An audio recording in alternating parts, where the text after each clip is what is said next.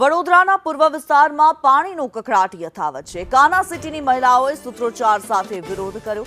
મહિલાઓ મોરચો માંડી કોર્પોરેશનની કચેરીએ પહોંચી। છેલ્લા 6 મહિનાથી રહીશોની પાણી માટે રજૂઆતો છે, પરંતુ તે જાણે કાને ન ધરવામાં આવતી હોય તેવા પ્રકારની પરિસ્થિતિ છે। પાણી પુરવઠા વિભાગના અધિકારીઓને રજૂઆતો કરવામાં આવી છે। વહેલી તકે પાણીની સમસ્યાનું નિરાકરણ લાવવા માંગ કરવામાં આવી રહી છે। કોર્પોરેશનની સામે ખાડિયાપોળમાં પાણીનો કકળાટ જે જોવા મળી રહ્યો છે। કોન્ટ્રાક્ટરની બેદરકારીને કારણે પાણીની પાઇપલાઇન તૂટી હતી। કોર્પોરેશન દ્વારા ટેન્કર મારફતે હાલ પાણી આપવાની વ્યવસ્થા કરવામાં આવી છે। ટેન્કરમાંથી પાણી લઈ જવા માટે થઈને સ્થાનિકો મજબૂર બન્યા છે।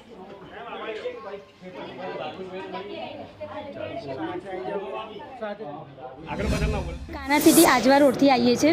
કેટલા 1 વર્ષથી અમને પાણીનો પ્રોબ્લેમ છે, તો અત્યારે અમે અહીંયા કમિશનરને મળવા આવ્યા હતા, પણ મળ્યા નથી, તો અત્યારે અમને કમાટી બાગ બોલાયા છે મળવા। 1 વર્ષથી છે।